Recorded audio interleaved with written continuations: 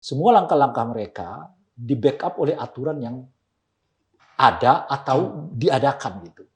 Misalnya soal pencawapresan kan. Aturannya nggak ada, diadain. Nah, seperti misalnya jargon sekarang tuh. Yang penting nanti di TPS. Kalau Anda suka pilih, nggak suka tinggalkan gitu.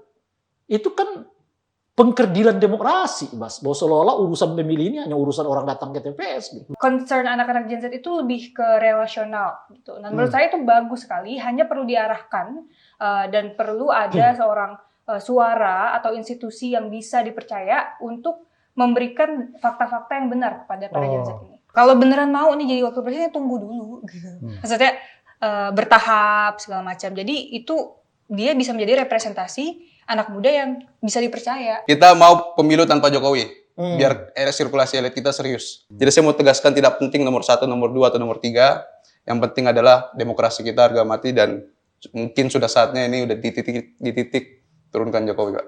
Ini kita udah sepakat. Ya kita terus melawan, Pak. Soal kita tidak membenarkan apapun yang terjadi terhadap apa yang dilakukan oleh Jokowi terhadap putusan MK kemarin. Meloloskan Gibran itu melanggar jauh dan membalikan kita kepada sejarah kelam kita.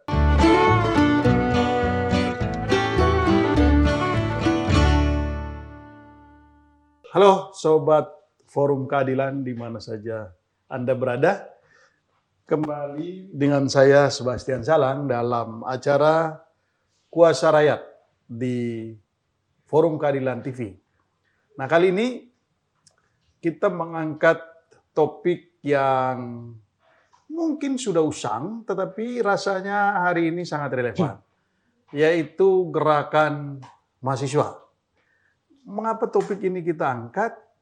Karena hari ini rasanya kita memang punya kebutuhan bahwa mahasiswa itu dibutuhkan suaranya, dibutuhkan sikapnya, dibutuhkan perannya berkaitan dengan situasi aktual Indonesia saat ini yang sebentar lagi akan menyelenggarakan pemilu itu. Dan kita semua akui bahwa mahasiswa itu menjadi agen perubahan, mahasiswa itu menjadi pelopor untuk mendorong gerakan perubahan dimanapun di dunia. Dan Indonesia punya sejarah bagaimana gerakan mahasiswa itu memang menstimulus untuk gerakan perubahan reformasi 98 dan juga sebelum-sebelumnya. Nah, kali ini kita ingin menggali sebetulnya mahasiswa kita hari ini ada di mana? Apakah mereka tidur? Apakah mereka sibuk bermain gadget? Apakah mereka peduli dengan situasi kita saat ini? Maka untuk membahas soal ini di studio bersama saya sudah hadir Bung Ray Rangkuti. Bung Ray, apa kabar? Baik, Sobat Forum.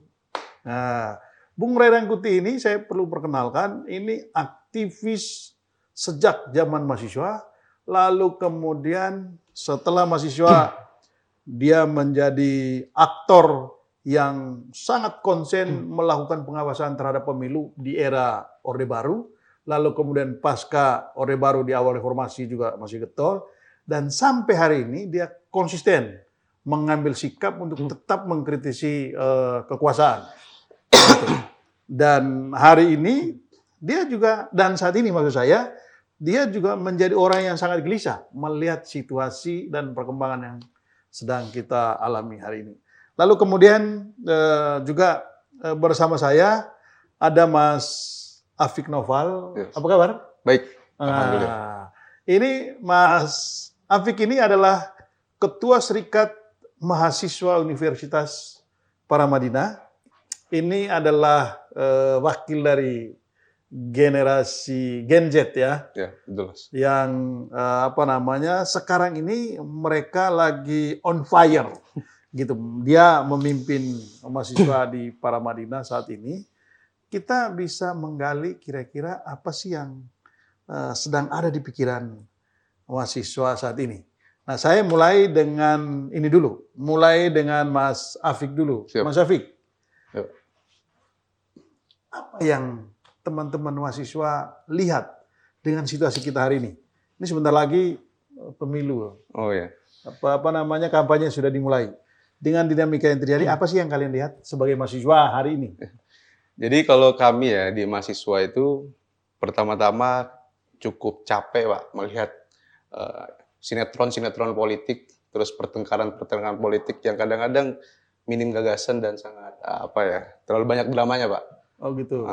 Dan terakhir kemarin beberapa minggu yang lalu kami akhirnya mendeklarasikan Sumpah Pemuda 2023 Pak. Itu bentuk kekecewaan kami. Jadi kita menangkap itu kan Sumpah Pemuda itu harapan bagi anak muda. Dia adalah semangat spirit terhadap kebebasan anak muda. Tapi apa yang terjadi baru-baru ini dengan putusan MK, dengan sewenang-wenangnya pemerintahan ini, kita menganggap spirit itu harus dikembalikan. Karena menurut kami, apa yang terjadi sebelum pemilu bahkan, ini telah tercederai. Gitu. Demokrasinya sudah tercederai dan menurut kami, ini ancaman bagi anak muda. Bahwa harapan kami terancam dengan demokrasi ini seenaknya diperlakukan, hukum seenaknya diperlakukan, sehingga ini menjadi ancaman bagi kebebasan dan kepastian bagi generasi kami. Gitu. Oh gitu ya? Iya. Jadi Mas Afik dan teman-teman gelisah dengan situasi saat ini atau? Ya sangat gelisah Pak. Kita tentu karena mungkin 9 tahun Pak kita turun di jalan ya.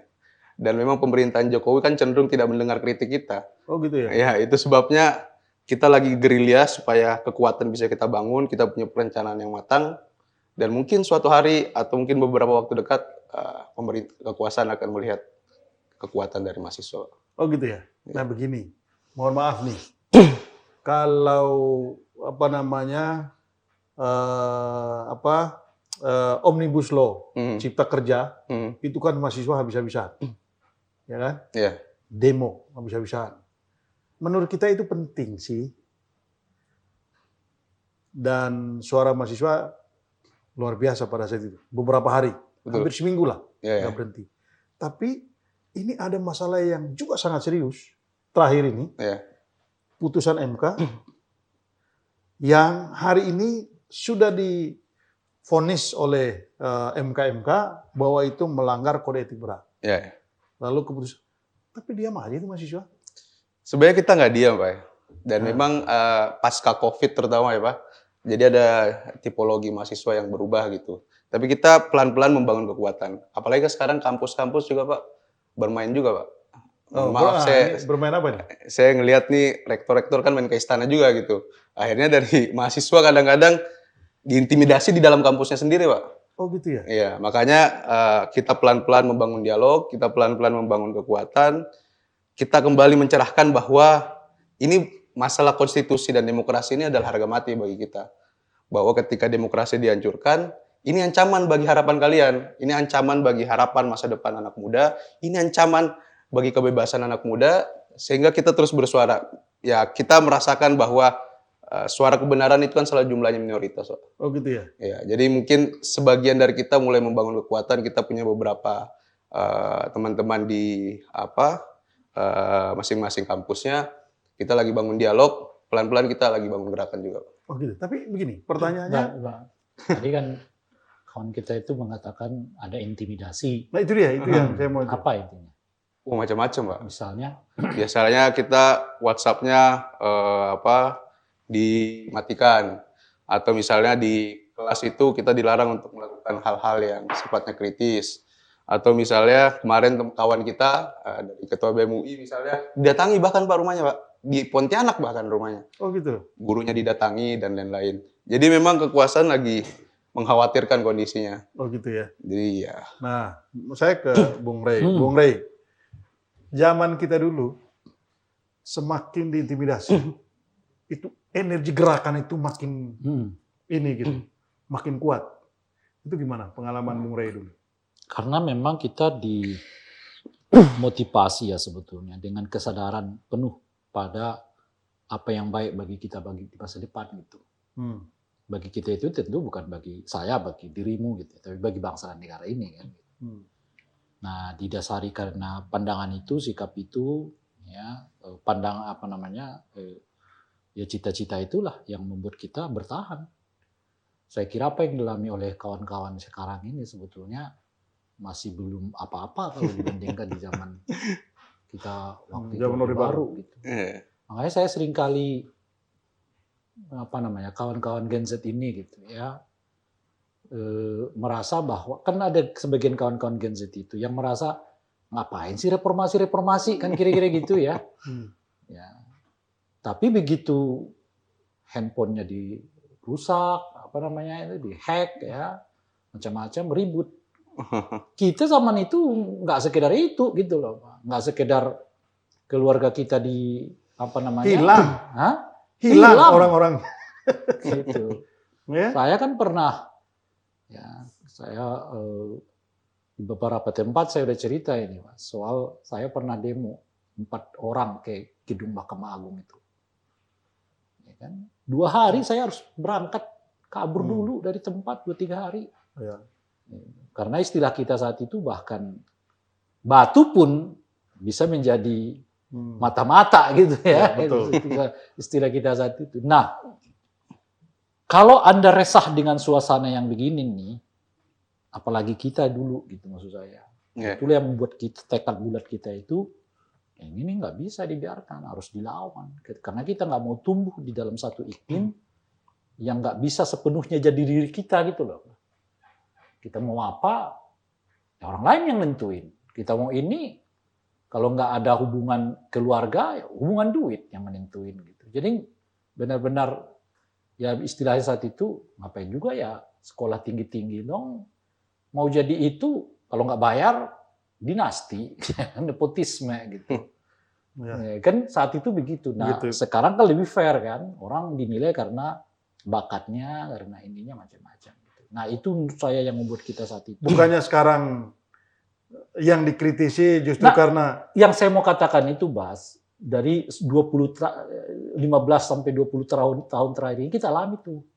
Kan 5 tahun terakhir ini yang mulai drastis turun, dan itu membuat kawan-kawan mahasiswa ini resah gitu. Maksudku mereka lakukan tuh udah benar gitu. Oke, mahasiswa resah itu udah benar. Dan tapi kita akan bahas setelah yang satu ini.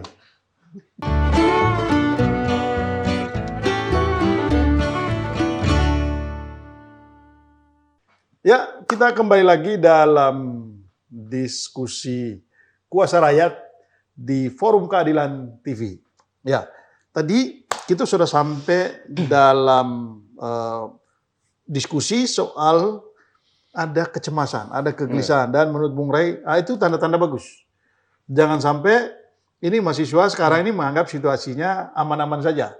Tapi saya sebelum ke Bung Afik, saya kembali ke Bung Ray dulu. Nah, Bung Ray, apa kira-kira yang membedakan kalau melihat gerakan mahasiswa sekarang dengan gerakan Bung Ray zaman dulu? Karena begini, kita dulu itu handphone nggak punya, ya semua fasilitas ini nggak punya.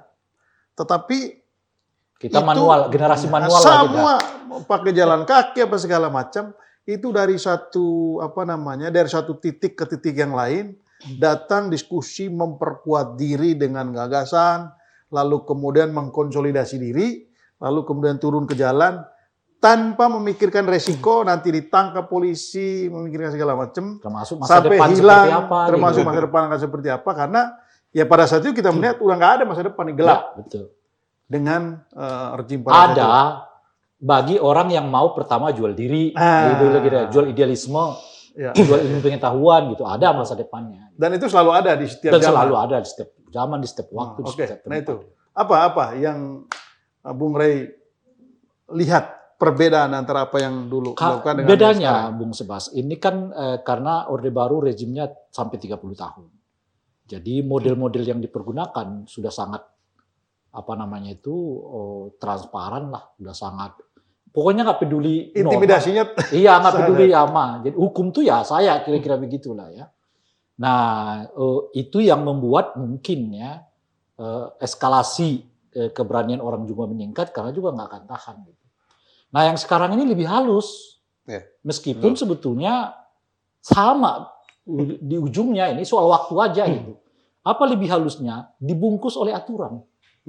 Jadi aturannya dulu mereka otak-atik. Ini gitu. maksudnya saat ini itu apakah selama kurun waktu reformasi atau Bung Ray bicara soal waktu di saat-saat terakhir menjelang pemilu ini? Kalau gejala umumnya sih ya setelah khususnya setelah 2005 lah ke sini gitu. Sebetulnya apa namanya itu ya, pemahaman terhadap demokrasi itu waktu demi waktu makin merosot. Karena kan ada yang mengatakan bahwa ini kebebasan ini sudah kebablasan. Orang mau bebas melakukan apa saja sekarang. Nah itu dia kata kebablasan itu yang mencoba memutar balikkan. Padahal apa yang bebas?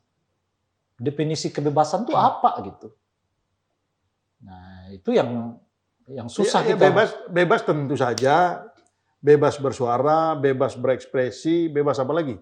Kan zaman dulu Bung Rey nggak bisa ngomong keras seperti sekarang, udah pasti ciduk. Meskipun kita tetap keras pada saat itu, dan risikonya pasti ditangkap gitu. Iya, yang saya mau katakan itu kan tadi Anda menyebut ya sekarang ada orang yang mengatakan sekarang terlalu bebas gitu. Itu yang definisi terlalu bebas itu apa itu maksud saya? Apa definisinya terlalu bebas itu? Bebas hoax ya jelas nggak boleh. Bebas memfitnah ya jelas nggak boleh. Kan kalau itu udah jelas tuh. Jadi kalau disebut demokrasi ini terlalu kebablasan ya saya justru tanya yang bablas yang mana gitu. Oke. Nah, Dari sisi gerakannya, mahasiswa. Nah, karena ini yang saya maksud tadi. Kenapa kelihatan agak lambat gitu? Pertama tentu karena dibungkus oleh prosedur formal itu. Jadi semua langkah-langkah mereka di-backup oleh aturan yang ada atau diadakan gitu. Misalnya soal pencawapresan kan. Aturannya nggak ada, diadain. Kejadian gitu loh kira-kira kan. Nah, proses ya melangkah ke arah penurunan kualitas demokrasi yang di-backup oleh aturan-aturan ini yang menumbuhkan kesadaran di kalangan kawan-kawan ini agak kelihatan lambat gitu menurut saya. Berbanding dengan kita kan. Kalau di kita kesadaran cepat, cuma keberaniannya kurang gitu saat itu. Karena tingkat represinya sangat luar biasa kan gitu ya. Nah di kawan-kawan ini mungkin keberaniannya kuat karena ditopang oleh iklim kebebasan itu, tapi kesadarannya agak lambat. Masih dibuai oleh yang penting kan semua sesuai aturan. Ya aturannya dia buat sendiri kok. Gitu, misalnya ya kan. Yang penting, nah seperti misalnya jargon sekarang tuh. Yang penting nanti di TPS. Kalau Anda suka pilih, nggak suka tinggalkan gitu.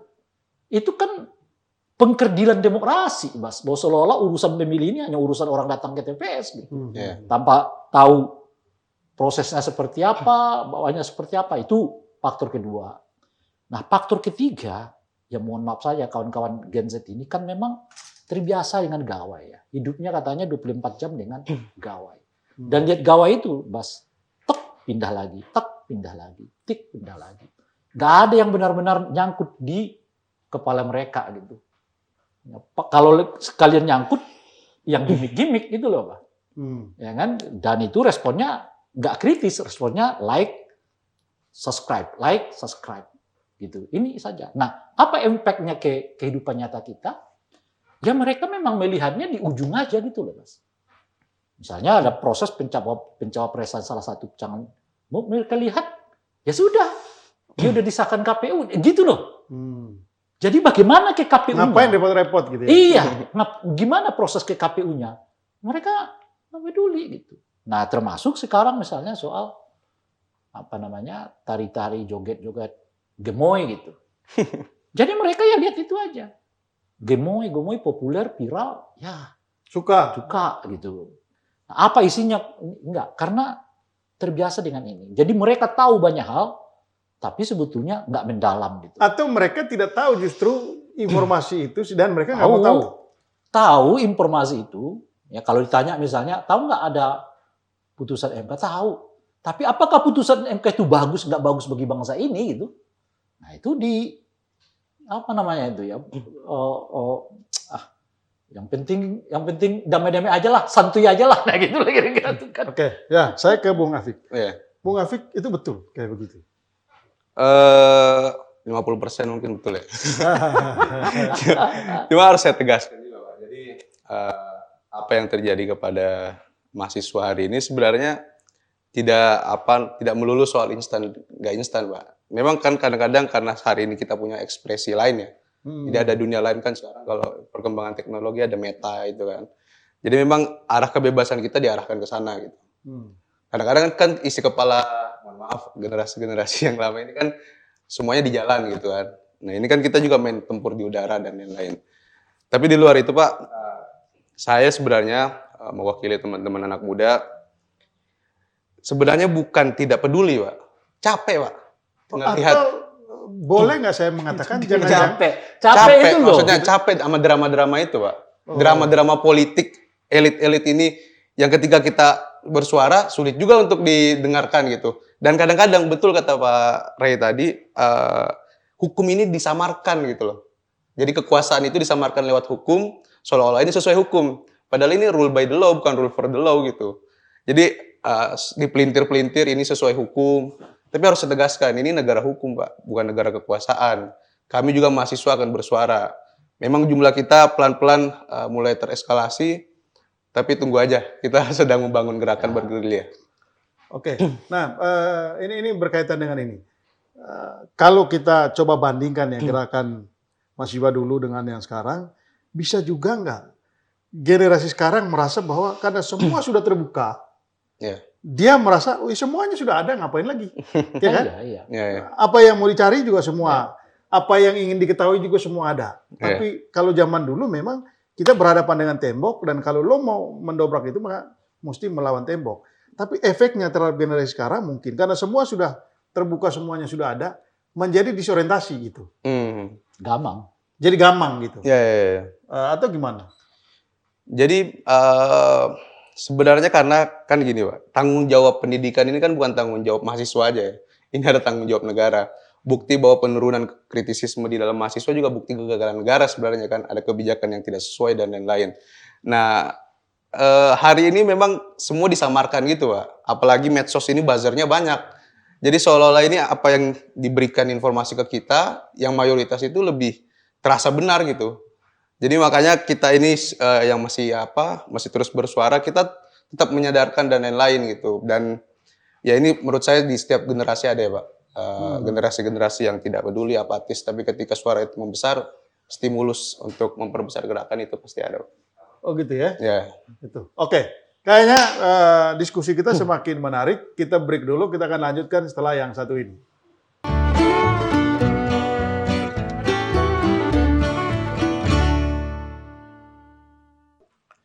Oke, kita kembali lagi dalam Kuasa Rakyat di Forum Keadilan TV. Ya, kita di segmen sekarang ini kita ingin menggali lebih dalam.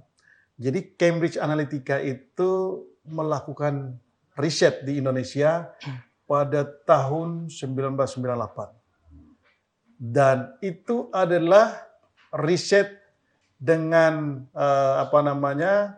dengan populasi dia punya sampel yang sangat banyak, 72.000.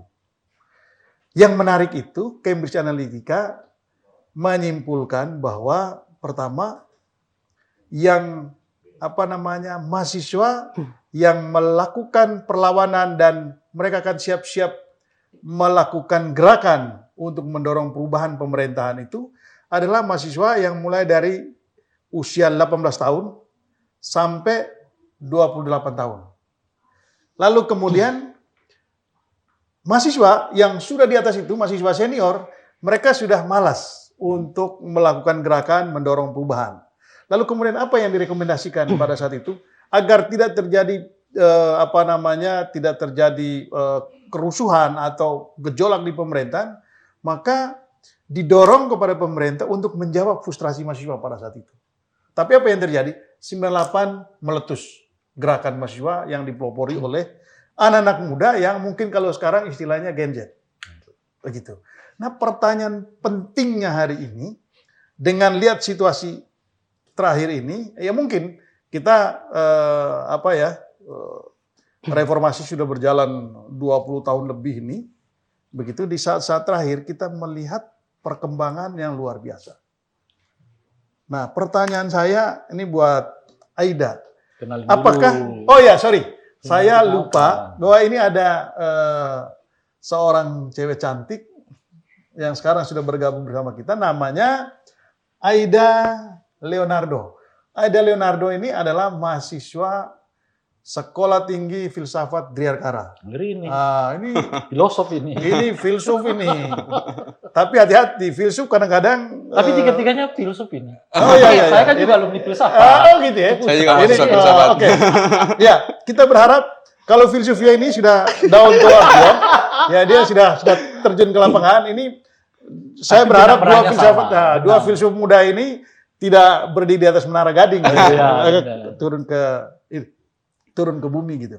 Nah, melihat situasi seperti sekarang ini, Aida, apakah Aida seperti studinya Cambridge Analytica tadi menjadi bagian dari Gen Z yang menjadi pelopor gerakan perlawanan dan perubahan tahun 98 itu, lalu seperti juga yang terjadi hari ini di tahun 2023 menuju 2024. Karena begini, setiap zaman itu pasti ada generasinya. Dan setiap generasi itu bertanggung jawab terhadap zamannya. Nah, apa yang Aida lihat di era sekarang ini? Terima kasih Pak. Jadi terima kasih semuanya atas kesempatannya. Bapak. Apa, Sebastian Om? canggung kalau ini. Oh iya. Kak Sebastian. Paman. Oke. Terima kasih. Om juga nggak apa-apa. Terima kasih Om Sep. Abang juga nggak apa-apa. Ya jadi kalau menurut saya situasinya rada berbeda ya kalau zaman 2023 sama 98 karena Iya, digital betul. media itu banyak sekali informasi, banyak Persis. sekali hoax. Jadi saya rasa narasinya mental public consciousness-nya itu rada beda dari zaman dulu. Kita lebih sedikit terpolarisasi. Jadi saya lihat kalau misalnya Gen Z misalnya di TikTok gitu, nampaknya sudah memiliki narasi sendiri terhadap seorang tokoh yang mungkin berpuluh-puluh tahun lalu tuh melakukan hal-hal yang sebenarnya tidak baik gitu. Nah, karena adanya gampang sekali arus informasi yang ditumpahkan di sosial media, tampaknya Gen Z atau mungkin beberapa orang milenial sulit gitu untuk memilah mana informasi yang benar, mana yang tidak. Jadi saya lihat perlawanan yang terjadi sekarang ini lebih sulit gitu untuk terjadi, untuk terbentuk. Karena semuanya memiliki informasi yang berbeda-beda. Tapi meskipun itu terjadi, saya masih optimis karena semua anak-anak Gen Z dan juga milenial itu masih punya semangat yang tinggi untuk empati yang tinggi untuk mengerti apa yang terjadi di dunia gini. Misalnya banyak isu nih yang terjadi di negara atau di dunia. Anak Gen Z suka apa sih namanya niup-niup vape gitu ya. Nah kalau misalnya mereka disuruh berhenti untuk nge-vape karena alasan kesehatan, pasti nggak mau Pak. Pasti pada nggak mau. Tapi giliran dikasih berita bahwa vape itu substansinya digali atau di perusahaan vape itu pokoknya memperbudak orang-orang di Afrika misalnya. Akhirnya Gen Z baru nih pada berhenti nge-vape gitu. Jadi concern anak-anak Gen Z itu lebih ke relasional gitu. Nah menurut saya itu bagus sekali, hanya perlu diarahkan dan perlu ada seorang suara atau institusi yang bisa dipercaya untuk memberikan fakta-fakta yang benar kepada para Gen Z ini. Ya, gini, tadi sudah disinggung sebelumnya bahwa tingkat kesadaran kritis mahasiswa sekarang itu loadingnya agak lama. Padahal ini kalau dari sisi perkembangan teknologi ini kan ibaratnya mahasiswa sekarang itu sudah Pentium 5 kali, ya. Tapi loadingnya kok lama. Tapi di sisi lain juga dikatakan bahwa ini loadingnya lama karena memang ini generasi sekarang itu sudah dibanjir oleh begitu banyak informasi. Semuanya serba terbuka. Jadi membuat mereka juga merasa nggak ada tantangan. Nah, tapi begini, pertanyaan saya bukan di situ. Pertanyaan saya begini, kalau saya sudah tanyakan tadi ke Bung Afik, kalau waktu Undang-Undang Cipta Kerja, itu kan mahasiswa turun ke jalan habis-habisan. Tapi begitu keputusan MK yang membuat keputusan yang aneh dan sudah divonis oleh MK bahwa itu terjadi pelanggaran berat, lalu kemudian yang berujung ke pemaksaan kehendak bagi seorang Gibran untuk menjadi calon wakil presiden. Itu mahasiswa diam semua. Ada apa itu? Apakah termasuk yang mahasiswa STF juga diam karena ada apa gitu? Mungkin ini saya nggak bisa berbicara berdasarkan data secara spesifik ya Pak. Cuman kalau misalnya yang Undang-Undang Cipta Kerja itu kan lebih sebuah topik, tema yang lebih concern orang-orang secara banyak populis gitu ya. Orang-orang pekerja. Jadi efeknya itu langsung cepat akan terasa gitu. Nah, mungkin untuk orang-orang yang melihat situasi MK ini sebenarnya untuk orang-orang kaya atau bahkan untuk yang sangat miskin merasa nggak tahu nih efek-efek panjangnya akan seperti apa gitu. Makanya akan lebih lama untuk bisa dirasakan efeknya. Tapi kalau kita lihat lebih dalam itu akan sangat besar tentu dampaknya. Jadi menurut saya dampaknya perbedaannya. apa? Yang sangat besar itu Dampaknya apa? mungkin indeks demokrasi kita di beberapa tahun kemudian akan menurun. Akhirnya investasi dari luar juga akan menurun, akan memberikan dampak sangat besar kepada bukan cuma demokrasi tapi ekonomi Indonesia. Cuman mungkin untuk beberapa orang-orang yang tidak terlalu mengerti atau mengamati politik itu belum seberapa dimengerti gitu. Sebelum makanya untuk kita yang sudah mengamati dan bisa melihat implikasinya, kitalah yang harus turun. Kita yang harus memberikan informasi bahwa ini loh dampaknya, ini loh implikasi yang akan diberikan sama ya violation oleh hukum-hukum ini. Oke, nah saya ke Bung Afik. Bung Afik, ini kita sudah agak masuk ke dalam dan ini mulai agak serius ini. Nah, ini terasa diskusi para filsuf ini ya. Ya, ini agak masuk ke dalam begini. Tadi kita menyinggung kenapa mahasiswa sepertinya tidak melakukan gerakan atau protes terhadap keputusan MK. Tadi sudah dijelaskan oleh Mbak Ida, tapi begini. Apakah mahasiswa sekarang sadar bahwa keputusan MK itu adalah pintu masuk?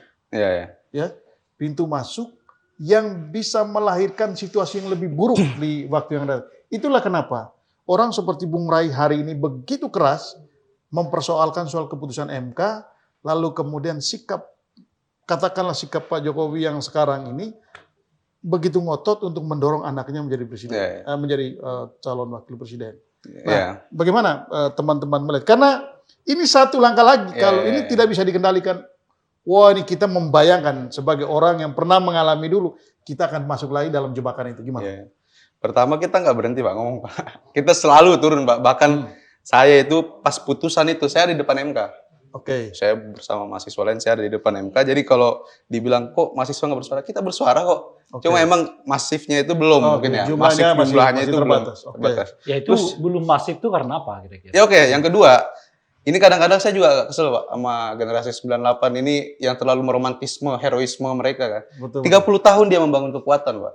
Kita ini baru 10 tahun. Mereka ini 30 tahun. Kan letupan-letupan itu kan banyak kan. Nggak tiba-tiba 98 tok jadi gitu. Mahasiswa pun gitu. Kita pelan-pelan bangun kekuatan. Jadi seolah-olah ini 98 tapi jangan terlalu lama. Ini kalau kalian juga harus menunggu. Ya ini nggak terlalu lama ya betul. Nggak terlalu lama. Kita kan infrastruktur yang berbeda. Ya, maksudnya tahun 98 itu seolah-olah itu kejadian itu heroismenya jadi tahun 98. Padahal kan itu panjang itu perjalanannya, prosesnya panjang kan sampai ke ujungnya itu. Terus yang ketiga, jadi gini, saya agak kembali gitu. Kita ini mahasiswa sebenarnya membaca gini, Pak. Setiap dalam sejarah Indonesia ini setiap ada kepemimpinan yang otoriter cenderung kesejahteraan itu hilang.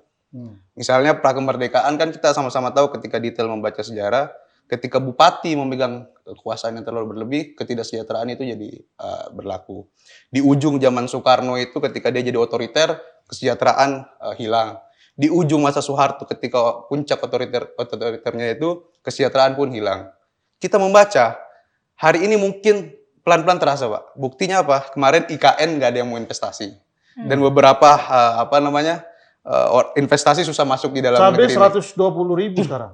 Iya. Cabai keriting 120.000. Ya, jadi maksudnya kita melihat bahwa ketika demokrasi kita hancur, ketika demokrasi kita pelembagaan demokrasi kita di sewenang-wenang yang diperlakukan, itu menyebabkan satu kemungkinan yang sangat besar terhadap ketidaksejahteraan. Dan itu kita berusaha cegah mulai dari sekarang sehingga kita tidak berhenti melakukan perlawanan. Betul, hari ini kita belum terlalu masif, tapi pelan-pelan kita bangun kekuatan karena disrupsi dan perubahan zaman yang sangat dinamis ini memang tidak segampang membalikkan telapak tangan itu. Jadi pelan-pelan kita bangun, Pak. Kenapa Bung Rey itu begitu gregetan melihat situasi sekarang ini? Karena Bung Rey atau generasi kita nggak mau kalian mengalami seperti yang kita alami dulu. Ya, karena begitu polisi itu dimanfaatkan oleh penguasa, begitu tentara dimanfaatkan oleh penguasa, kebebasan itu hilang. Demokrasi akan hancur. Semuanya akan hancur. begitu konstitusi itu sudah bisa diacak-acak, maka kita bisa seret jauh lagi ke belakang demokrasi kita dan orang bisa berkuasa seumur hidup. Ya, Itu yang kita nggak mau terjadi pada generasi sekarang ini. Gitu. ya. Nah, pertanyaan saya buat kalian berdua, bagaimana diskusi kalian melihat perkembangan yang sekarang ini dengan kemungkinan-kemungkinan yang terjadi? Sudah sampai sejauh itukah?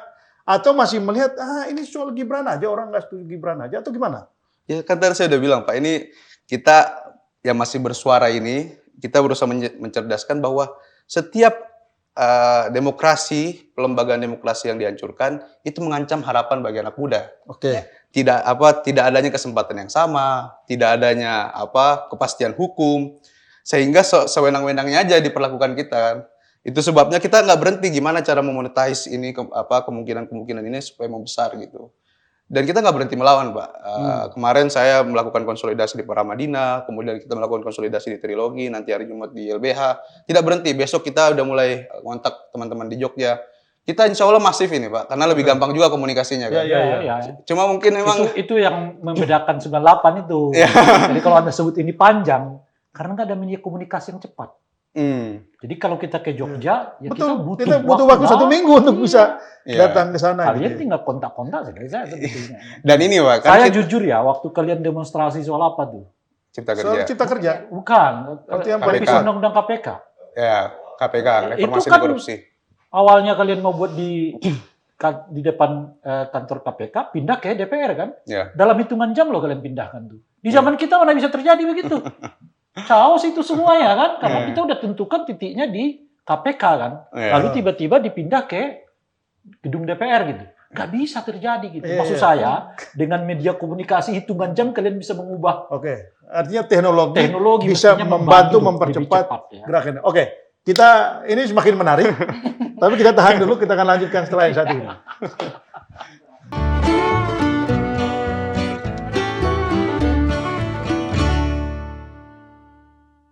Oke, kita lanjutkan di sesi ini. Kita kembali lagi dalam diskusi Kuasa Rakyat di Forum Keadilan TV. Nah, ini tadi sudah semakin hangat diskusinya dan semakin menarik. Saya ingin ke Aida dulu, ya. Saya ingin langsung aja pertanyaan saya. Bagaimana generasi Gen Z ini melihat seorang Pak Jokowi yang begini, kalau saya menilai Pak Jokowi 9 tahun sebelumnya, itu dia salah satu pemimpin yang baik. Tapi beberapa bulan, katakanlah 1 tahun terakhir ini, itu kelihatan sekali bahwa bukan Pak Jokowi yang sesungguhnya. Bukan Pak Jokowi yang kita kenal. Jadi lebih tepatnya.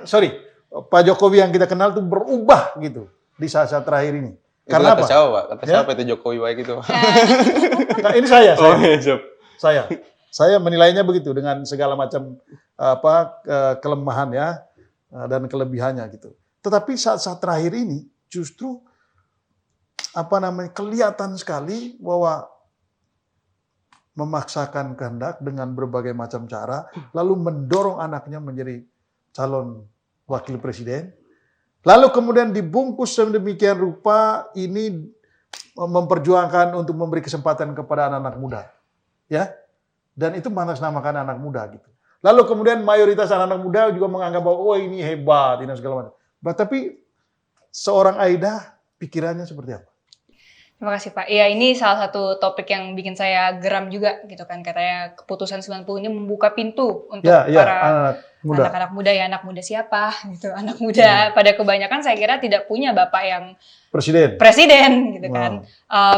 Kalau misalnya memang beneran putusan ini mengatasnamakan anak muda, kenapa tidak diproses melalui DPR? Kan memang sebenarnya hukumnya seperti itu. Tapi jika pada faktanya ternyata tidak, ya berarti ini nggak ada hubungannya sama kepentingan anak muda. Dan kalau menurut saya anak muda sekarang ini challenge-nya banyak sekali di era globalisasi. Kita tuh harus kompetisi dengan bukan cuma sama sesama anak Indonesia ya untuk mendapatkan pekerjaan, untuk masuk PNS, untuk dapat beasiswa, nilai harus bagus, pengalaman harus banyak, ide harus cemerlang. Belum lagi kita mesti compete sama orang dari mancanegara, belum lagi kita compete sama artificial intelligence gitu kan. Jadi kita membutuhkan, kalau kita bilang representasi ya, yang katanya sekarang Gibran representasi, orang yang merepresentasikan dan memperjuangkan meritokrasi gitu. Dan itu yang membuat anak muda itu jadi lebih mau untuk berpartisipasi di politik dengan kepercayaan bahwa politik ini adalah tempat yang terbuka untuk siapa saja, memberikan kesempatan yang fair, itu bagus gitu. Tapi dengan yang terjadi sekarang ini, saya rasa itu mungkin beberapa anak muda yang di kelas mana gitu ya, lebih semangat gitu, lebih gampang gitu untuk mereka. Tapi untuk anak muda pada umumnya di Indonesia, kita tidak punya privilege seperti itu gitu. Dan privilege itu kan nggak apa-apa sebenarnya, asal jangan digunakan gitu. Dan saya harapannya itu seharusnya privilege Gibran sebagai anak presiden kemarin itu tidak digunakan gitu. Kalau beneran mau nih jadi wakil presiden, tunggu dulu gitu. Maksudnya bertahap segala macam. Jadi itu dia bisa menjadi representasi anak muda yang bisa dipercaya gitu. Kalau menurut saya sekarang Nah ini kan Gibran ini kan ayahnya seorang presiden dan masih berkuasa sekarang ini. Iya. Lalu apa yang Aida dan Afik lihat ketika seorang presiden yang sedang berkuasa lalu anaknya menjadi calon wakil presiden yang ikut bertarung dengan kekuasaan yang besar itu? Kira-kira apa yang Anda kritisi? Ya saya sebenarnya dari awal Pak, ini pintu masuknya udah dilanggar gitu kan, udah disenak-enaknya. Saya juga kadang-kadang agak apa ya, nggak tahu ini kenaifan saya atau apa ya. Cuma kadang-kadang masih ada politisi kan yang berharap pemilih ini jujur dan adil gitu kan. Ini kan pertanyaan, gimana mau jujur dan adil kalau jelas-jelas pintunya lewat MK jadi seenak-enaknya diperlakukan gitu. Betul. Kemarin ada abdesi, ada lain-lain lah. Kejadian-kejadian ini. Saya jadi bertanya-tanya juga sama politisi yang masih berharap pemilu jujur dan adil gitu. Kenapa Tidak cuma berharap, bahkan meyakinkan bahwa ini bisa jujur. Iya itu makanya jadi saya juga bertanya-tanya gitu. Nah berbicara tentang apa anak muda, kemarin kita bawa ini Pak, bawa jagung ya. Jadi kita Ini bawa, jagung. ya kemarin kita Ini deklarasi. jagung udah matang atau jagung masih mentah? Udah jagung mentah. muda Jadi atau pokoknya jagung tua? simbol, Udah mentah. pokoknya jagung aja. Kita bawa jagung itu jagung. sebagai simbol demokrasi kita jangan sampai sumur jagung. Oh. Pemimpin kita jangan sampai usianya cuma Sumur sumur jagung gitu. Kan jagung itu umurnya cepat kan Pak. Iya. Makanya kita bawa jagung sebagai kekuatan perlawanan. Jadi itu juga tadi mengatakan ini kesempatan bagi anak muda. Saya nggak lihat di putusan 90 itu tentang anak muda, Pak. Itu kan penambahan abjad. Betul. Bahwa boleh Asal. Mana anak mudanya? Iya. Jadi memang ini apa ya? Hukum ini udah seenak-enaknya diperlakukan. Kemarin kita pas deklarasi, saya ini bawa pakai kaosnya, Pak. Republik Rasa Kerajaan. Oh. Ini kita lagi Republik nyetak Rasa Kerajaan. secara masif. Kayaknya kita emang harus pakai cara-cara market. Oh. Jadi Bung Rey, itu udah keras ini Bung Rey, Republik Rasa Kerajaan. Ini gimana Bung Rey? Iya, kenyataannya kan kalau kita baca survei, ini kata survei ya, Iya, siap. ide soal dinasti itu nggak masuk itu di kepala banyak orang, di kepala banyak anak muda gitu. Itu lagi, jadi yang masuk ke kepala mereka itu ya asal baik nggak apa-apa deh dinasti, gitu. Asal berprestasi bapaknya nggak apa-apa dilanjutkan oleh anaknya gitu. Jadi sebetulnya memang pada tingkat tertentu pekerjaan kalian tuh jauh lebih sulit. Karena meyakinkan orang yang percaya bahwa dinasti itu nggak masalah. Nggak masalah. Ya. Nah itu di anak muda kalau kita lihat survei itu kan begitu. Pemilih terbesar. Ya itu dia. Pemilih terbesar pemilu 2024 ini adalah anak muda. Gen Z. Dan Gen Z-nya milenial. nggak mempersoalkan dinasti itu. Karena melalui survei itu terekam kan. Mereka justru mayoritas milih pasangan yang dianggap punya ikatan dinasti itu gitu. Nah itu yang kita lihat sekarang gitu. Makanya kan serba bingung gitu. Bingungnya itu yang saya sebut tadi. Kenapa gitu ya? Karena kawan-kawan ini semangat sekali. Mestinya hitungan saya dengan percepatan teknologi bla bla bla bla akan makin cepat kesadaran di kalangan mahasiswa untuk menyatakan menolak nih praktek-praktek yang beginian gitu. Nah karena kita nggak menjelaskannya secara baru. Kan di zaman kita itu kan 32 tahun orang baru mengerti nepotisme itu berbahaya gitu loh. Itu pun setelah Pak Harto ngangkat anaknya kan. Mbak Tutut setelah pemilu tahun 97. Anda bayangkan Soeharto aja baru berani setelah 30 tahun. Dan ngangkat Mbak Tutut sebagai menteri. Bukan wakil presiden. Bukan wakil presiden loh. Sebagai menteri saja. Gitu. Padahal kalau mau sangat bisa. Oh, sangat mungkin. Tapi mahasiswanya udahlah menap nih. Ya, kita udah sabar dengan cara politik kayak begini, tapi kalau masuk lagi ke dinastinya, ya kita harus lawan. Ya pecahlah 98 itu gitu. Nah, maksud saya problem terbesar di bangsa ini kan sebetulnya nepotisme. Karena nepotisme di tingkat nasional ini berawal dari nepotisme di lingkungan kepala-kepala daerah itu gitu loh. Nah, kepala-kepala daerah itu kan sudah banyak sekali. Karena saya tinggal di Banten, saya lihat sendiri kan watak kepala saya sendiri itu kan. Bagaimana praktek dinasti di Banten itu yang membuat Banten sampai sekarang lambat majunya gitu. Tapi entah kenapa nih anak-anak mudanya kok seperti mempermaklumkan dinasti itu gitu. Nah, bukan pekerjaan kita lagi tuh, Bas. Memang pekerjaan mereka meyakinkan teman-teman mereka gitu. Mungkin saya clarified ya, Pak ya. Ya. Survei Litbang Kompas itu mengatakan 67% anak muda tidak setuju politik dinasti. Itu ada datanya, Pak. 67% tidak setuju terhadap politik dinasti. Jadi kalau dibilang anak muda setuju sama politik dinasti, saya nggak tahu data yang mana gitu. Itu Kalau surveinya. Survei yang mana, Pak? Kan Survei yang mengunggulkan salah satu pasangan calon lah. ya kalau itu kan urusan lain, maksudnya ada variabel-variabel tertentu. Tapi kalau secara konkret membahasakan, memperbolehkan. Mungkin karena begini, mereka tidak bisa memaknai bahwa praktek yang terjadi pada katakanlah Gibran ini sebagai bagian dari praktek dinasti politik itu. Jadi ada kegamangan di situ. Jadi boleh jadi mereka menganggap saya nggak suka dinasti nih, tapi mereka nggak bisa memaknai praktek itu adalah dinasti gitu loh. Sehingga kenapa itu? Setidaknya karena dibungkus oleh dua hal. Pertama dibungkus oleh proses legislasi yang kemudian cacat etik yang berat itu, gitu. Nah bagi mereka nggak terlalu penting, yang penting ada dasar hukumnya, kira-kira gitulah ya. Nah yang kedua adalah dibayang-bayangi kesuksesan Pak Jokowi. Gitu. Nah mungkin itu tingkat kesulitan. Saya nggak tahu. Aida mungkin bisa menjelaskan. Ya, mereka mungkin bisa, tingkat kesulitannya karena tadi, nih? ya itu tadi. Mungkin tingkat kesulitannya ada di itu. Kalau dulu jelas memang Pak Harto semua orang mencap dia otoriter, ya sehingga memang ya urusannya lawan Pak Harto karena dia otoriter. Sekarang ini saya nggak tahu, perlu penjelasan kalian generasi milenial dan Gen Z ini, karena masuknya justru melalui sarana demokrasi, ya kan? Undang-undangnya dirubah dulu melalui Mahkamah Konstitusi, dan semua mekanisme itu kan seolah-olah semua mengikuti prosedur yang sah. Lalu kemudian anak-anak muda mengatakan, ya kan itu selalu melalui proses pembahasan yang ini gitu. Atau apa yang kira-kira membuat teman-teman muda ini sulit menangkap bahwa ada sesuatu yang berbahaya di balik ini gitu. Saya rasa citra Pak Jokowi sebagai seseorang yang amanat, yang mungkin dari kasat mata sukses, dari bawah, itu masih sangat melekat Pak di anak-anak zaman sekarang. Gitu. Sekarang aja kalau kita lihat marketingnya Gibran dan Prabowo itu sangat Gen Z friendly gitu, pakai filter bayi gitu, Presiden Gemoy gitu. Jadi mereka sangat mengerti bagaimana cara mendekati anak-anak Gen Z ini gitu.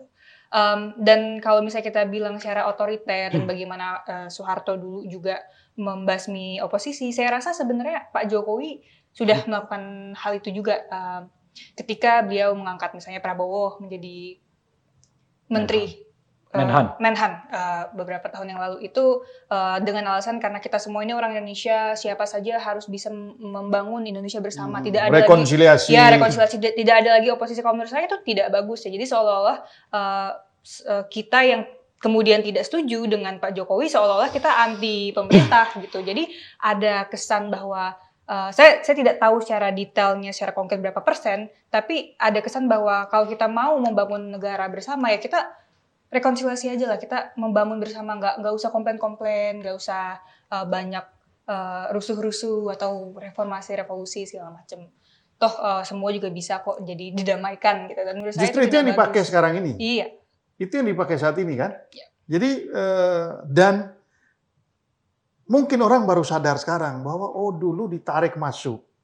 Itu ternyata itu sudah bagian dari strategi panjang nih. Ya. Bahwa orang ini yang nanti akan dipasangkan dengan anaknya di belakang hari, atau gimana? Jadi gini Pak, jadi saya mungkin sebagai mahasiswa melihat kecenderungan otoriter ini ketika memang Prabowo masuk ke dalam kabinet Pak ya. Karena saya merasa ya elit politik kita ini tidak pernah mau sadar bahwa kita menggunakan instrumen demokrasi. Bahwa di dalam realitas demokrasi kita butuh oposisi.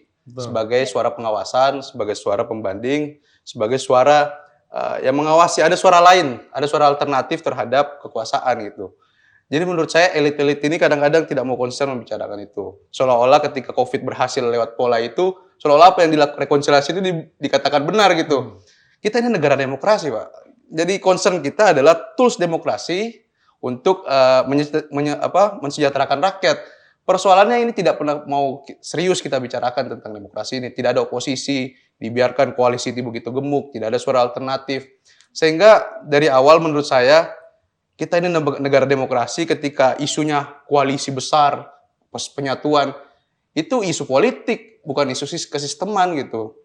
Kita ini negara demokrasi, sekali lagi, jadi kalau mau buat negara kekuasaan, ya udahlah, terserah ini elit-elit politik. Kita capek juga Pak yang ada anak muda ini. Kalau dibilang anak muda tidak bersuara, anak muda tidak berpendapat dan lain-lain, kan ini soal perlawanan. Kita kan di bawah juga kadang-kadang ngapain lagi sih gitu. Tadi kan Anda menyebut berapa itu yang Kompas itu? 67%, Pak. Ya kenapa itu nggak kelihatan ada ininya? Kelihatan ada apa ya? Implikasinya. Kan ada silent majority dan lain-lain, Pak. Sekarang ini kan yang belum menyatakan pilihan itu udah di bawah 10% loh. Yang menyatakan tidak punya pilihan.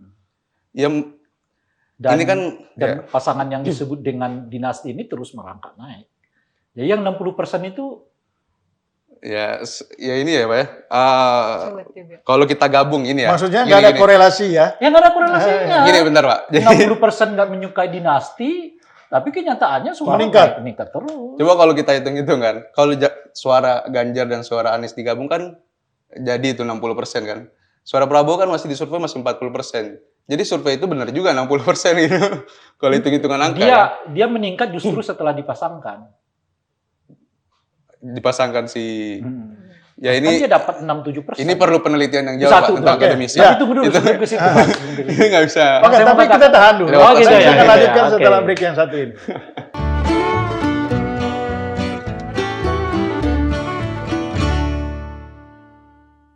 Oke, kita kembali lagi dalam Kuasa Rakyat di Forum Keadilan TV. Oke, ini diskusi kita sudah semakin hot dan nggak terasa nih kita sudah hampir di penghujung. Tadi Bung Rey mau tanya apa? Saya mau ngambil lagi dari survei itu. Oke. Kan 60%. Ya, kan kenyataannya gerakan-gerakan mahasiswa yang menolak dinasti ini kan belum kelihatan seheboh ketika mereka mau Omnibus Law kan. Nah sekarang pertanyaan saya, kenapa kalau ketika Omnibus Law itu cepat kalian konsolidasi, tapi untuk isu ini lambat? Satu, apa sih kesulitan utama yang kalian hadapi sehingga isu ini begitu lambat masuk di kalangan mahasiswa khususnya lah sesama kalian ini gitu. Padahal kita berhitung dengan waktu loh, karena kan Februari udah pencoblosan. Kalau masih teriak-teriak setelah Februari itu rasanya nggak lagi ke RI 1, RI 2. Tapi tantangannya udah akan lain lagi. Iya, beda. Jadi suara 60% ini kan tidak terkonsolidasi oleh materi yang besar, betul. oleh logistik yang besar. Jadi memang untuk membangun kekuatan itu memang kita step by step. Saya mau bicara pengalamanmu sendiri berhadapan dengan mahasiswa yang katakanlah kesulitan untuk memahami dinasti itu apa? Apa sih sebetulnya masalahnya? Mereka kesulitan memahami dinasti atau bagi mereka dinasti itu tidak ada masalah atau apa ini? Ya tentu karena itu tadi Pak, kita kan udah ngulang tadi. Ini jadi seolah-olah ini ada penyamaran hukum. Kalau dalam filsafat kan ini sebenarnya pengertiannya ini tidak sesuai dengan pengertian politik dinasti kan Pak. Ini tetap ada penyamaran tentang ini masih melewati instrumen sedemikian rupa ya, masih melewati instrumen hukum, masih melewati instrumen demokrasi sehingga ada suara itu yang membenarkan pikiran mereka gitu. Saya banyak berdebat juga sama teman-teman di kampus itu seolah-olah ini apa yang dilakukan oleh Jokowi udah sesuai hukum kok. Udah melalui Mahkamah Konstitusi kok. Karena itu kan nggak dengan mata telanjang kita lihat. Ini sangat abstrak gitu loh. Betul. Tapi kan kita menyadarkan bahwa meskipun di dalamnya di sana ada Om loh yang buat keputusan. Dan kan MK juga udah mengeluarkan ini pelanggaran etik berat. Nah, itu sebabnya ya ini perdebatan di kampus kan kita selalu lakukan gitu. Jadi pelan-pelan kita memang bangun kekuatan tentang itu. Jadi kalau misalnya dikatakan, apa sih kenapa dia nggak bisa nangkep ini politik dinasti? Ya memang secara harfiah emang bukan politik dinasti kan Pak? Secara harfiah ya, secara... Ya itu politik dinasti. secara politik dinasti kan secara pengertian itu darah turun ke darah kan. Iya. Kekuasaan yang dipindahkan darah ke darah. Ini kan Iya. mau lewat election. Iya. Jadi itu kan penyamaran maksud saya, Pak. Ya, makanya. Jadi maksud saya, kita kan politik dinasti ini implikasi terhadap... Kalau yang Anda sebutkan itu udah monarki, bukan lagi dinasti. Ah, ini pendefinisian ini... Iya, karena dinasti itu karena by election. Iya. Oh, Tapi ada hubungan darah. Wah, ini Gitu loh. pengertian ini perlu kita gali. Itu maksud saya. Tapi kalau saya, pemahaman saya, ini menyamar gitu dalam pelembagaan demokrasi yang Ya, kita sadari. Jadi itu emang jadi seolah-olah ini generasi kita itu menangkap benar juga. Iya. Jadi memang nggak bisa Itu tingkat kesulitan yang mereka alami. Iya. Dan itu menjadi Iya. tantangan anak-anak sekarang. Tapi bagaimana Aida melihat? Saya melihat mau secara harfiah politik dinasti atau cuma penyamaran Nah, secara tadi pertanyaan Apa tuh? Bung Ray tadi Pengalaman. kenapa gerakan Kan mahasiswa begini. itu Begini loh, susah Mas, sekali kita gitu. runtut pertanyaannya. Kalau ditanyakan kepada mereka, kamu senang nggak dinasti? 60% mengatakan nggak suka dinasti. Ya. Tapi begitu dikasih contohnya, mereka mengatakan ini bukan dinasti. Kan kira-kira gitu. Ya. kesulitan pertama memang banyak anak muda sekarang kalau misalnya kita lihat dari survei dari Kompas ya sekitar 50% itu apatetis sama politik karena banyaknya praktek korupsi yang terjadi dan juga karena pressure ekonomi ya dari inflasi dunia. Jadi itu aja sudah kesulitan Pak gitu dari masyarakat yang banyak apatetis dan juga tidak memiliki pemahaman atas situasi yang baik itu. Tapi apa mahasiswa terbebani dengan situasi ekonomi? Saya rasa iya. Saya rasa iya. Oh gitu. Mungkin tidak. Kan dia cuma begini aja ke orang tuanya. Enggak dong Pak. Tapi kan begini doang nggak bisa sejahtera banget juga. Tidak bisa maksudnya melakukan hal-hal yang seharusnya bisa mereka lakukan kalau misalnya tidak ada tekanan ekonomi ini gitu. Dan itu diberatkan lagi dengan situasi-situasi politik yang tidak baik. Jadi banyak yang sudah tidak peduli gitu. Dan itu kesulitan yang pertama. Dan kedua yaitu itu yang dikritik oleh Om Ray tadi.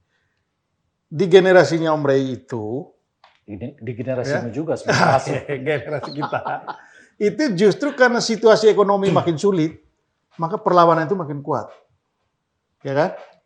Kalau orang udah happy semua, orang nggak mau berjuang. Kalau orang udah ini sekali, mereka udah malas kritis. Nah, jangan-jangan ini mahasiswa sekarang udah malas bersikap kritis gitu. Jangan narik nafas panjang.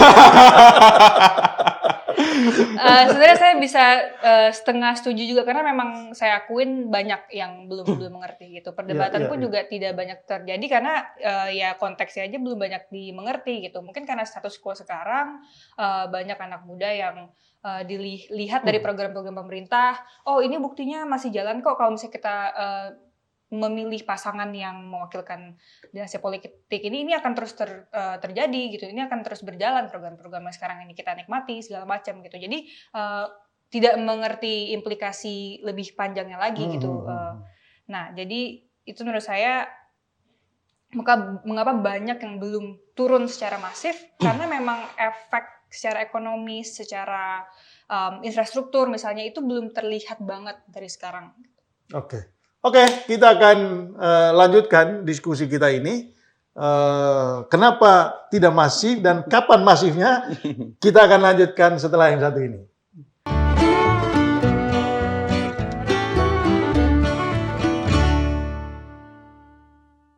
Oke, kita sudah ada di penghujung acara dan sudah banyak yang kita diskusikan.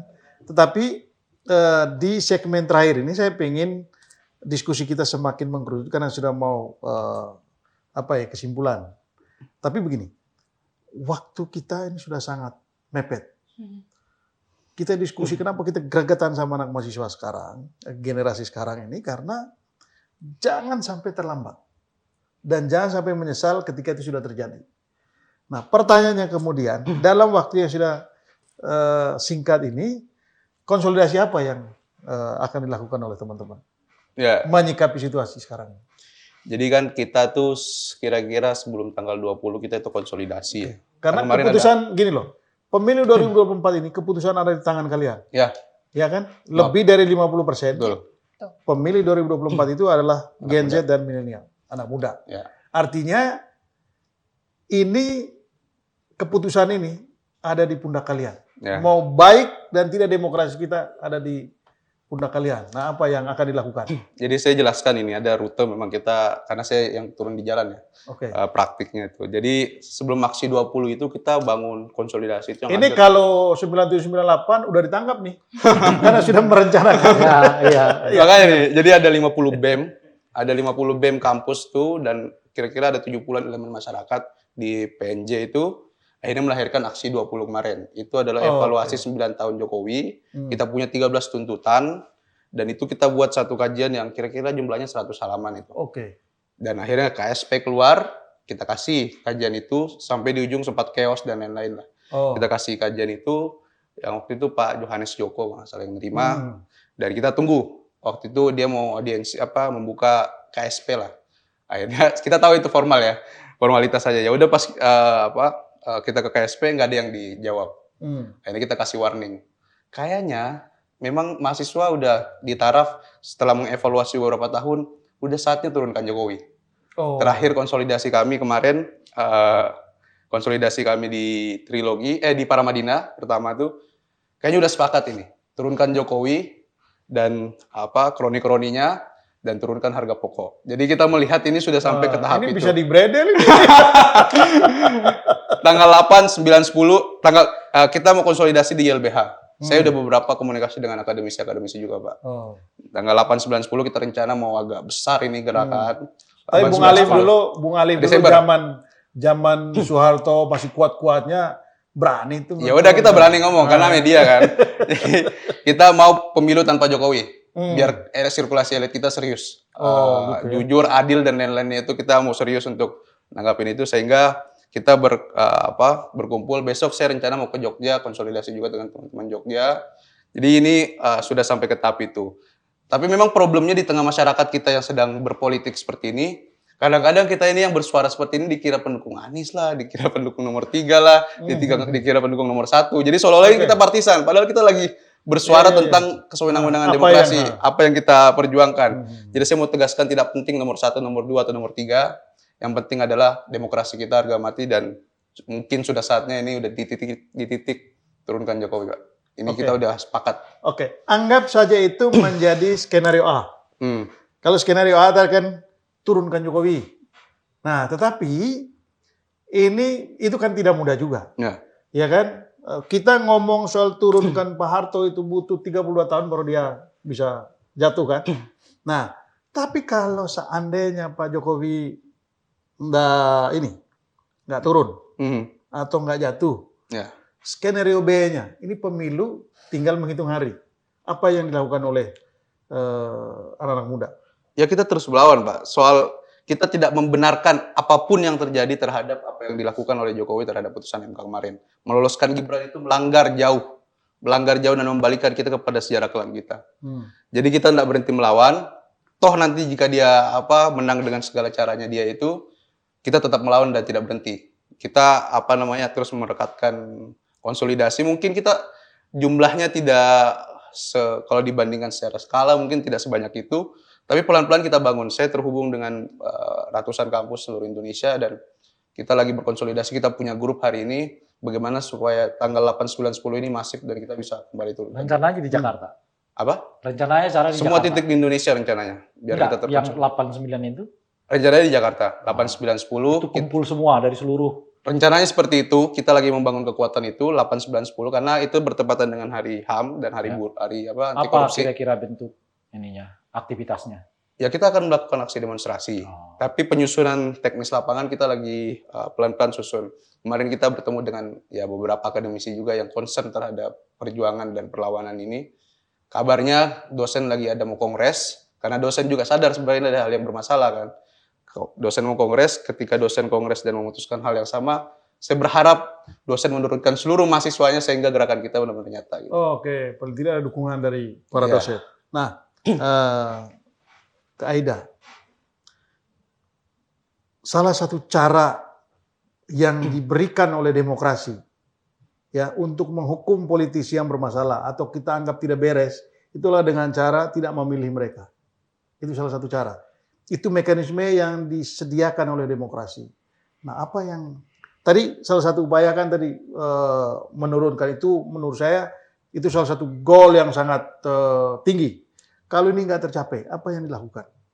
Kalau menurut saya bagus ya kalau misalnya konsolidasi anak mahasiswa dan seluruh kampus-kampus, tapi perlu juga effort yang lebih grassroots karena kalau kita amati pendukung calon ya nomor politik dinasti ini banyak sekali memberikan harapan kepada orang-orang yang membutuhkan program-program mereka mungkin yang tidak seberapa tahu tentang debat-debat politik gitu ya. Jadi perlu misalnya effort seperti masuk ke institusi-institusi agama.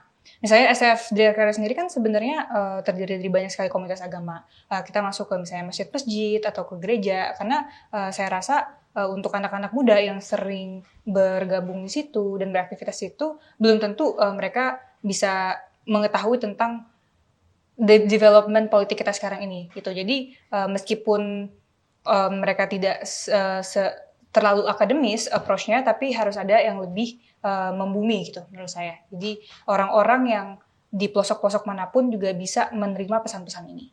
Oh, artinya ini mahasiswa juga melakukan upaya untuk turun ke grassroots dengan macam-macam latar belakang tadi supaya mereka aware dengan situasi sekarang ini. Ya. Jadi ini tidak hanya sekedar isu di level elit. Bung Ray, Apalagi dari saya ya. ya? Masa depan itu milik mereka, mereka udah menjawabnya. Oke. Nah, kan Anda boleh memberi saran. Sebagai senior kan boleh memberi saran. Pertama menurut saya perkuat dulu. Berdasarkan pengalaman dulu. Ya enggak, ini Kan dulu Anda berhasil kenapa? kita ke depannya aja. Oke. Menurut saya karena itu tadi kita agak sedikit berdebat soal dinasti itu apa.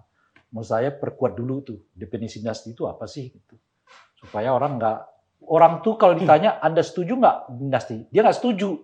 Cuma dia nggak tahu dinasti itu apa gitu loh. Cuma kalau kata dinasti itu dia nggak senang gitu. Cuma dinasti itu apa sih? Nah kayaknya belum sama seperti orang setuju nggak politik uang? Nggak setuju. Tapi kalau ada uangnya diambil juga gitu kira-kira tuh.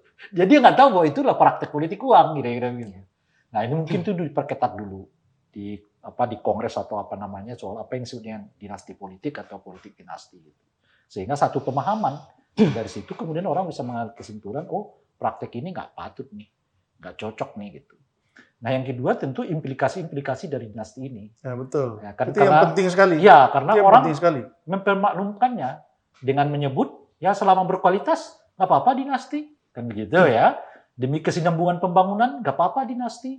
Gitu. Jadi orang hanya melihat soal aspek pembangunan tok, tapi pembangunannya itu juga hanya yang bersifat fisik. Yeah. Bukan pembangunan yang bersifat rohani dalam hal ini demokrasi macam-macam dan sebagainya. Gitu. Nah itu harus diperkuat implikasinya. Apa implikasinya? Apa mudaratnya? Dan sebaliknya tentu apa manfaatnya bagi bangsa ini kalau ada dinasti politik. Gitu. Nah kita 98 itu Basna agak setback ini untuk menuju ke depan, merumuskan yang kita sebut sebagai poin pertama dari tuntutan mahasiswa 98 itu adalah tolak KKN. Dan itu menurut saya ikonnya. Ya, ikon tolak KKN itu adalah ikon dari gerakan reformasi. Dan dia dibuat di poin pertama. Apa itu KKN itu? Korupsi, kolusi, nepotisme. Iya, sampai ditetapkan dalam TAP MPR. TAP MPR dan undang-undang kan. Gitu. Dan itu satu kesatuan tuh, satu napas yang nggak bisa dipisah-pisah. Sebab nepotisme berujung kepada korupsi. Korupsi dimulai dari kolusi dan nepotisme. Nah ini yang harus, kalau Anda berada dalam posisi anti gerakan korupsi, gitu ya. Gerakan anti korupsi. Kalau Anda berada di posisi itu, Anda pasti berada dalam gerakan anti dinasti.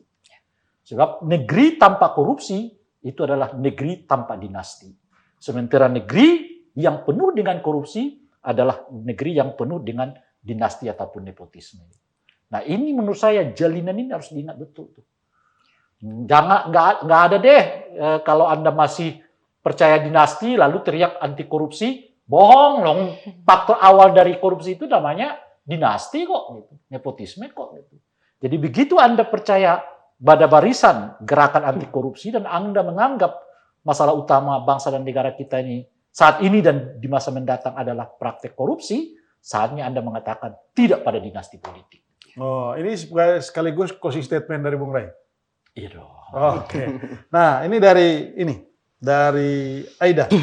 Closing statement-nya gimana? Closing statement-nya harapan kita semua itu untuk membangun Indonesia tidak hanya progres dalam teknologi dan ekonomi, tapi juga pembangunan manusianya gitu. Dan kalau misalnya ekonomi dan teknologi kita berkembang secara eksponensial, tapi secara linear pembangunan sumber daya manusianya masih di situ-situ aja, itu akan sangat-sangat merugikan bagi negara. Dan untuk memastikan bahwa pembangunan manusia ini terus berkembang, kita harus memberikan kesempatan kepada kita semua untuk bisa dari tahap yang awal mendapatkan gizi yang baik, mendapatkan kesempatan yang benar, yang adil, dan itu semua tidak bisa terjadi kalau misalnya pemerintah kita hanya menguntungkan beberapa kelompok-kelompok tertentu. Oke. Bung Afik, closing statement Anda? Ya, kepada teman-teman dan masyarakat Indonesia, ke depan ini kita menghadapi banyak krisis, Pak. Krisis iklim, krisis ekonomi, krisis sosial, bahkan krisis politik. Jadi kembali kita tolong kepada realnya bahwa citra politik dan arah masa depan kita ini bukan tentang gemoy dan joget-jogetan itu, tapi tentang narasi kebangsaan tentang masa depan kita. Jadi ayo kembali ke real kembali. Kemudian kemarin kita menangkap Sumpah Pemuda itu tahun 28 adalah harapan bagi anak muda, harapan kebebasan bagi anak muda, harapan gemilang masa depan anak muda. Sehingga kita melihat hari ini, harapan itu diancam. Harapan demokrasi dan kebebasan anak muda diancam. Oleh sebab itu, sepertinya kita harus kembali mendeklarasikan Sumpah Pemuda kedua. Oke. Ini Mas, bentar dulu sebelum. Iya. Ini bahasanya masih ala filosof-filosof. Coba yang agak gadget sedikit gitu. gitu. Dengan substansi yang sama gimana? pakai bahasa ini, bahasa Gadget gitu loh. bahasa gadget. Oke. Yuk, bro. Ketahuan pura-pura janjet. Ya udah, teman-teman sekalian, dimanapun kalian berada, tolong ini masa depan kita Sedang dipertaruhkan, teman-teman.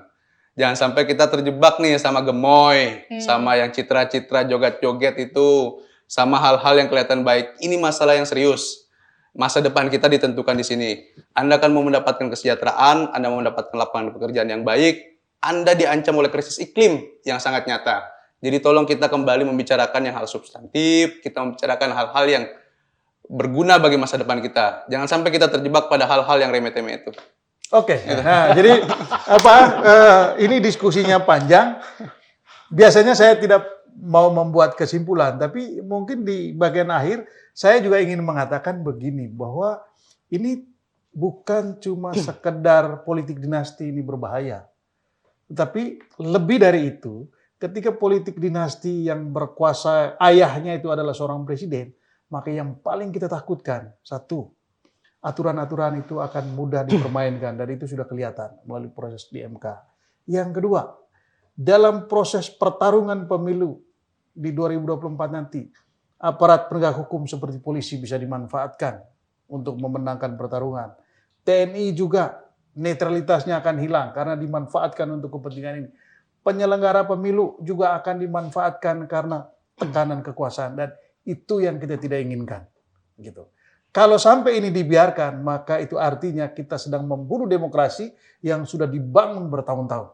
Karena itu jangan biarkan ini sampai terjadi. Generasi muda, Gen Z, generasi milenial, mari kita bangun, tunjukkan daya kritis kalian, dan kita buat sesuatu untuk negeri dan untuk demokrasi kita. Ya, dengan demikian diskusi kisah di Forum Kuasa Rakyat, di Forum Keadilan TV, kita akhiri sampai sekian. Sampai jumpa lagi dalam diskusi di Kuasa Rakyat pada episode berikutnya. Sampai jumpa.